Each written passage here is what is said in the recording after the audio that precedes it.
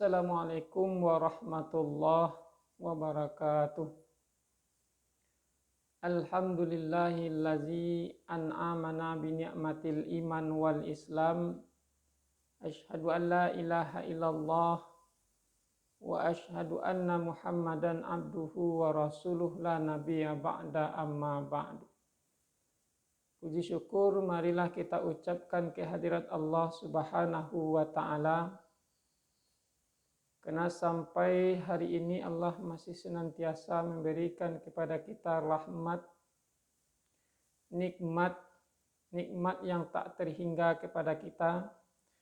Jika seandainya kita menghitung-hitung nikmat Allah itu, wa in ta'uddu ni'matallahi la tuhsuha, maka kita tidak akan sanggup menghitungnya.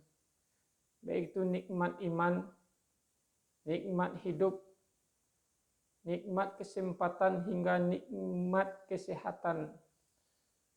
Maka alangkah nikmat yang banyak itu hendaknya kita syukuri.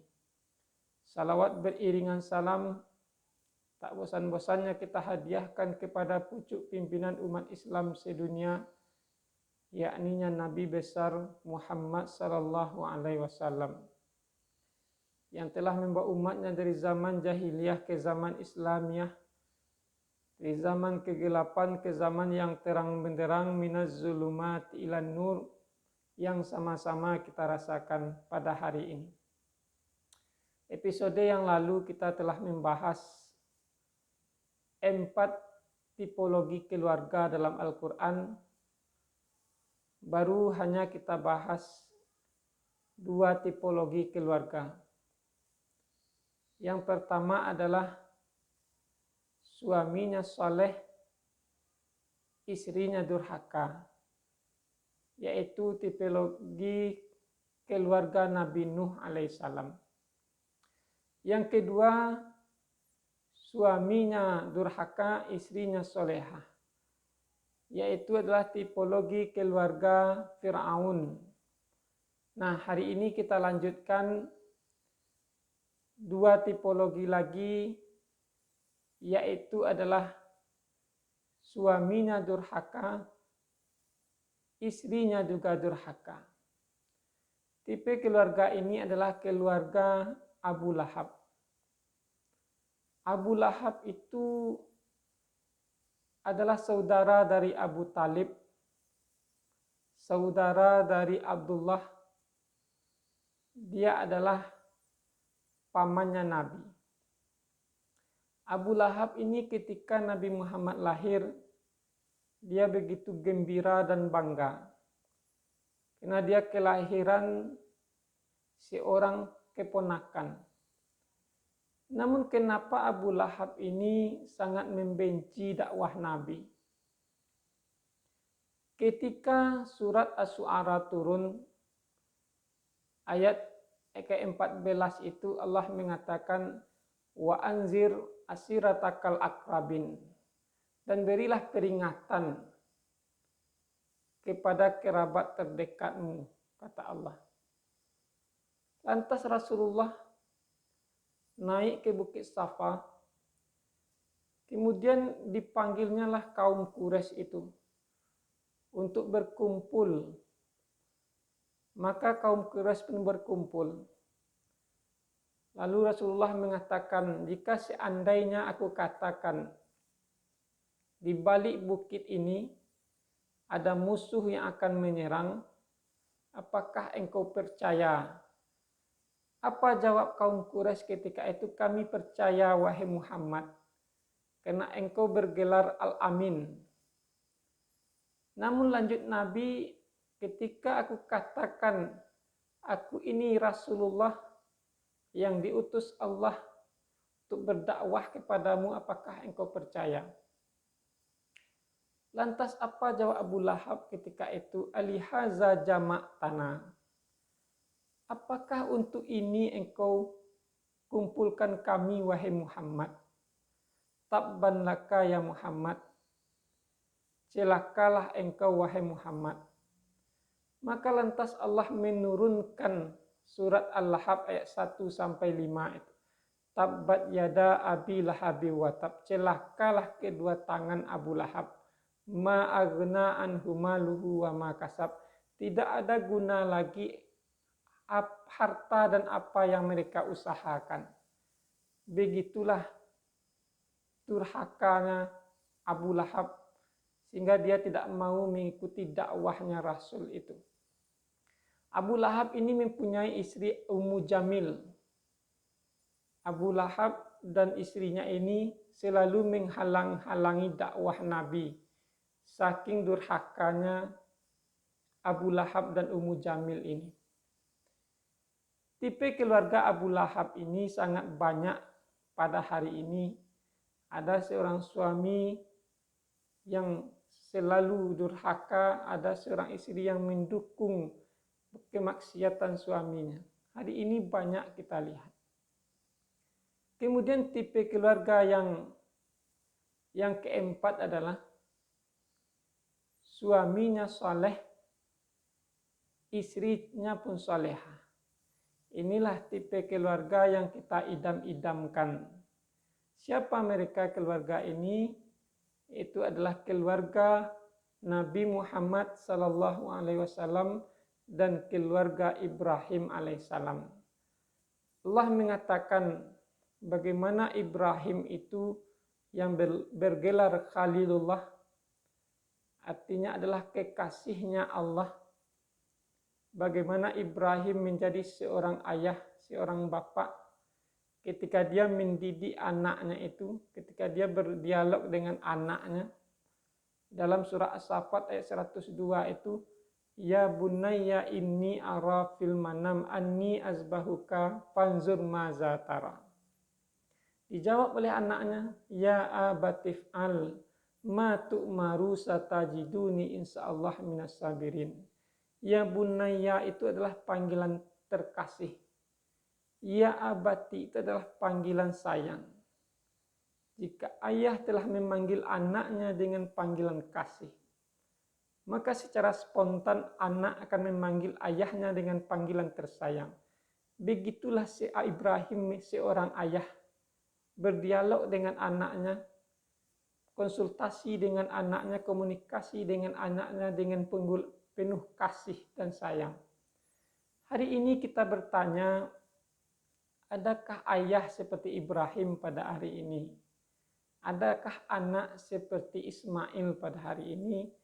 Adakah istri seperti Hajar pada hari ini?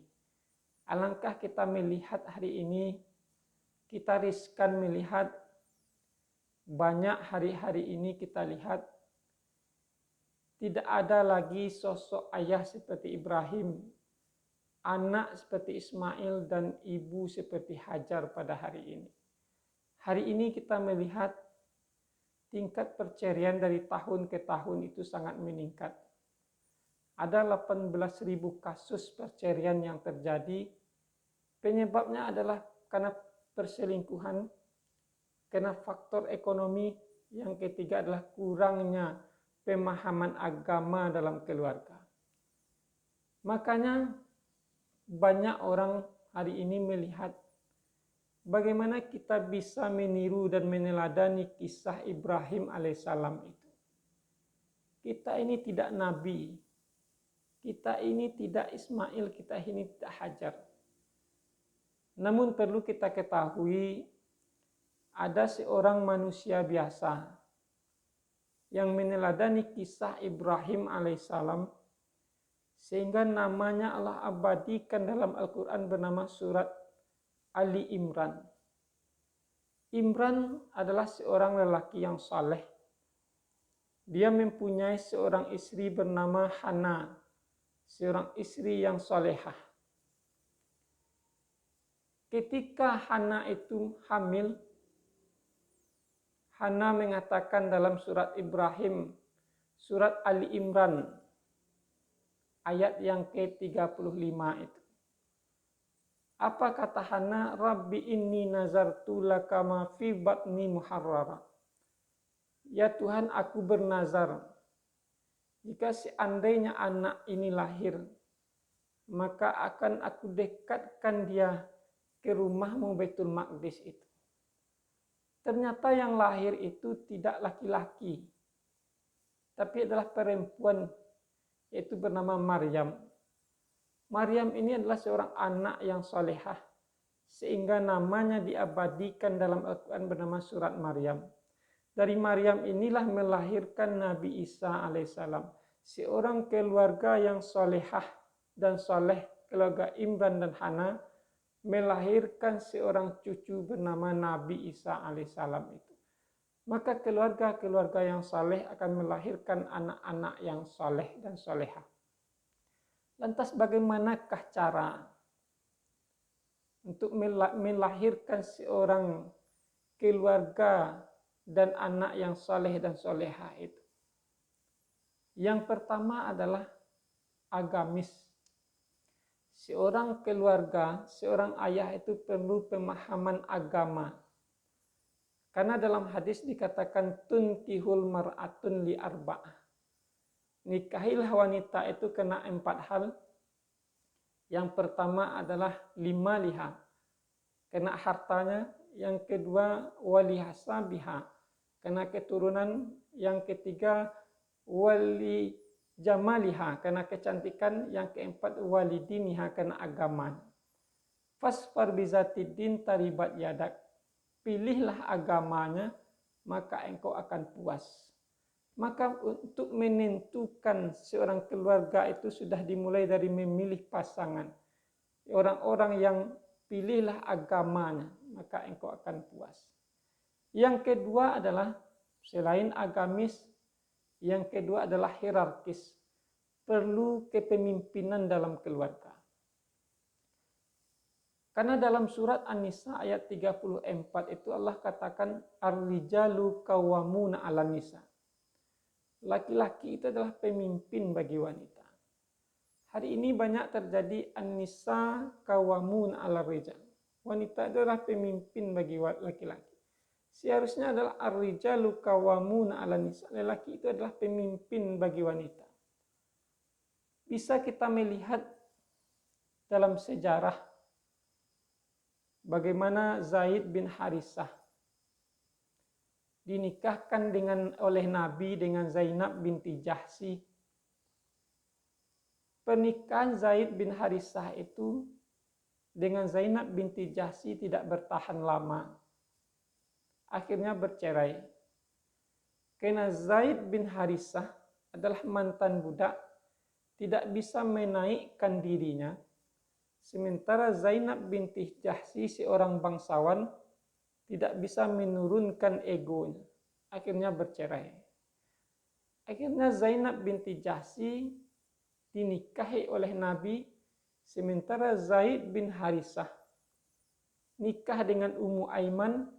Pernikahan yang sekufu itu melahirkan seorang anak yang bernama Usamah bin Zaid.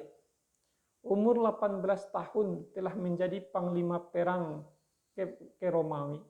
Begitulah pernikahan yang penuh kepemimpinan yang sekufu itu akan melahirkan seorang generasi-generasi terbaik, generasi-generasi soleh dan solehah. Kata Ibnu Katsir, yang dikatakan dengan ayat An-Nisa ayat 34 itu adalah ada 4 hal. Yang pertama adalah raisuha. Laki-laki itu adalah pemimpin dalam rumah tangga.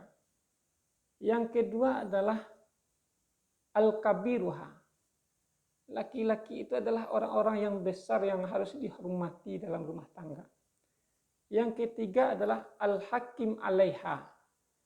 Laki itu adalah sebagai pemimpin yang membenarkan yang salah dan menunjukkan yang benar.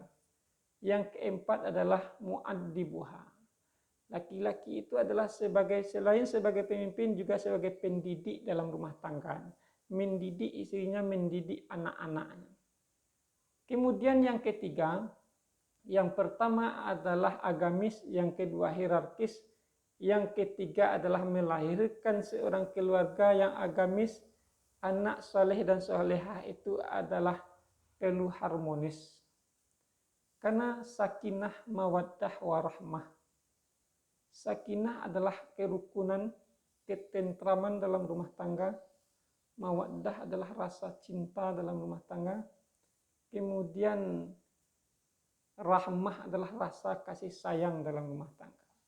Maka dalam surah Al-Furqan ayat 74 itu, wallazina yaquluna rabbana, dan orang-orang berkata, hablana min azwajina wa zurriyatina qurrata a'yun waj'alna lil muttaqina imama. Ya Tuhan kami, jadikanlah istri dan anak-anak kami sebagai qurrata a'yun, penyejuk hati dan penentram jiwa kami.